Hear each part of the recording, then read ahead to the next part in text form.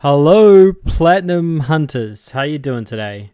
Today we've got a video having a look at the Final Fantasy VII Remake trophy list. This is a first look at the trophy list. This is not a trophy guide. I haven't played the game yet. I've just had a look through the trophies. Done a bit of research online for some people who have played the game. The game comes out officially this Friday, April 10th. However, in Australia, which is where I am now, a lot of retailers are already selling the game and it's available. I went into the stores the other day to see if it was available to purchase, and it looks like it's sold out already. I'm guessing the stock was potentially limited supply, so even though it's out here, I cannot play it. What I thought we'd do though is have a look through the trophy list, which has been revealed because people have leaked it online considering it's out.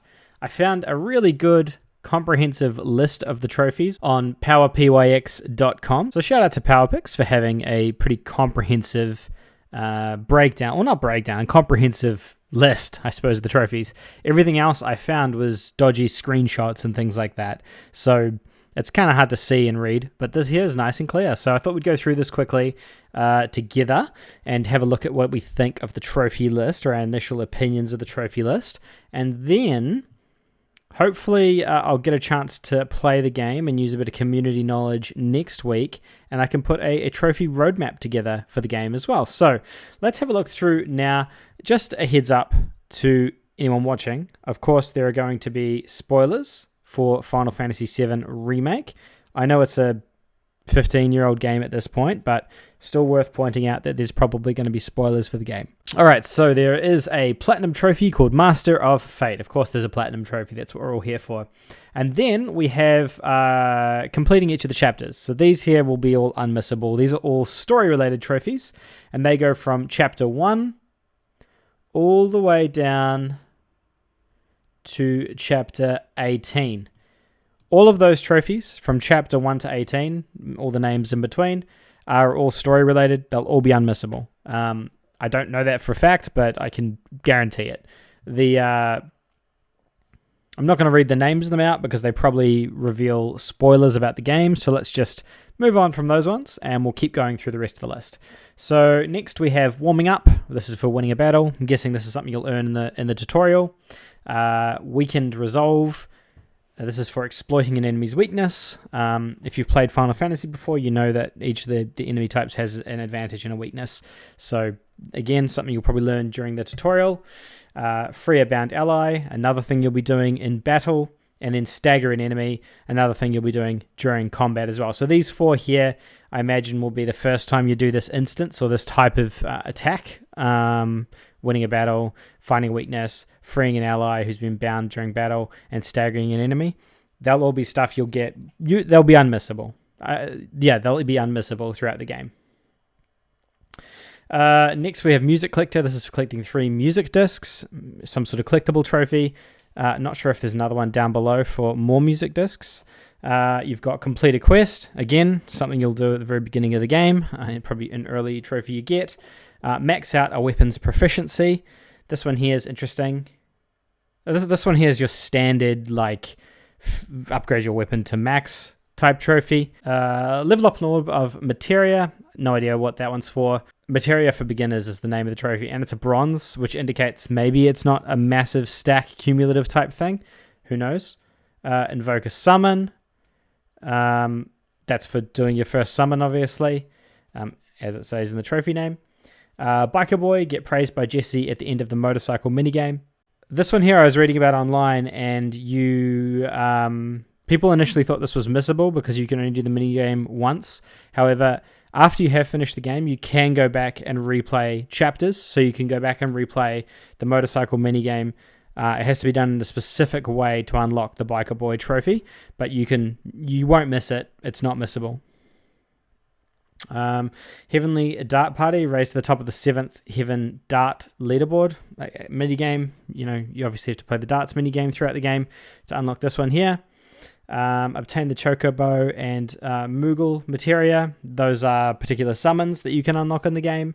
Can't remember how they're done or how difficult they'd be. Bypass the Delta level security lock on the Mako Reactor 5. I'm guessing that's something that like is a side quest or something like that. Hence why it's not like with the rest of the trophies, the mission trophies. But we'll know more about that hopefully this week as well. Crate Annihilator. Complete all normal difficulty whack-a-box challenges. Those are the mini games. I've got an ad popping up. Those are the mini games. Those are some mini games you can do in the game as well, similar to the darts above. So again, trophies for that. So far, so good, right? There's nothing here that's too complicated. It's really do the tutorial stuff, finish some mini games, finish the game, obviously. We've got a hidden trophy here. This is probably a story-related thing. I'm still speculating. I don't know for certain, but I haven't been able to find out what the hidden trophies are anywhere online. Defeat a summon in battle, complete all squat challenges, receive a gift from Andrea for being a dance superstar. The dance superstar one is another minigame related trophy. The squat challenges are again another minigame or a side quest that you have to complete. And then defeat a summon in battle is defeating one of your opponent's summon materia enemies, I believe. That's what that one will be for. Returning champion, emerging victorious from Coliseum sparring session. That's more side quest type content. I think you have to do it for the main game, but then the rest of them will be side quest content. Obtain 3 bridal candidate outfits. That looks like a collectible trophy. Obtain all 9 bridal candidate outfits. Obviously the higher tier of that trophy. Complete all hard difficulty whack-a-box challenges. We've already talked about those. Complete all pull-up challenges. Again, another mini-game, side quest challenge. Then we have 2 hidden trophies here. Not sure what these ones are for. Haven't got any information about those. Then we've got complete all quests. That's obviously your 100% run. And then we've got collect all music discs. So this is the higher tier of the 3 music disc one. This is your standard collectible for the game. So now we're starting to get into the sort of end-game type stuff. This is where the trophy's getting a little bit more harder. So attain level 50 with a character. That's for leveling up your character, obviously, to 50. Deal 300 damage to a staggered enemy. Probably something that you don't do organically, but I'm sure there's a build that you can spec out your character in a particular way against a particular enemy to be able to deal that. That'll be online, hopefully within a week as well. Complete all battle intel reports. This is, I imagine this will be another collectible for gathering intel against your enemies during battle. So it's probably for identifying each of the enemies within the game. Learn all weapon abilities, another sort of cumulative based trophy that you'll work towards throughout the whole game. Learn all enemy skills, so obviously learning all of your enemies' attacks. Master of Mimicry. We've got 2 more hidden trophies, and then the most interesting of all, we've got Hardened Veteran. Complete all chapters on hard difficulty. So what's interesting about that is it means that the game has difficulty levels, which I don't think we knew about. Well, no, I don't. It's not that I don't think. I know we didn't know about because I wasn't aware of it. And I did a bit of research online, and other people were quite surprised about it too, which means this is interesting that they've added this into the game. The original didn't obviously have that. I don't believe the original had that. So it's interesting. I think this is going to mean you're going to have to play through the game twice. And I think that this trophy is probably the one that's going to cause the most difficulty for people in the game. I would say this is the hardest trophy in the game. As you go through the trophy list, like we've just done, you can see that there's a ton of stuff there for completing sort of tutorial missions and collectibles. Then there's your sort of cumulative-based things for finishing. It's pretty much 100% in the game. You know, maxing out all your stats, collecting all the weapon abilities, collecting all the enemy abilities, making sure you find all the music discs, etc., etc. And that's for just doing everything. Once you've done, and you'd probably do all of that on a single playthrough, on your normal playthrough, I'd imagine. And that will get you pretty much all the trophies except for this one, depending on obviously what the hidden trophies are as well. So yeah, that would probably get you all of the trophies except for about one.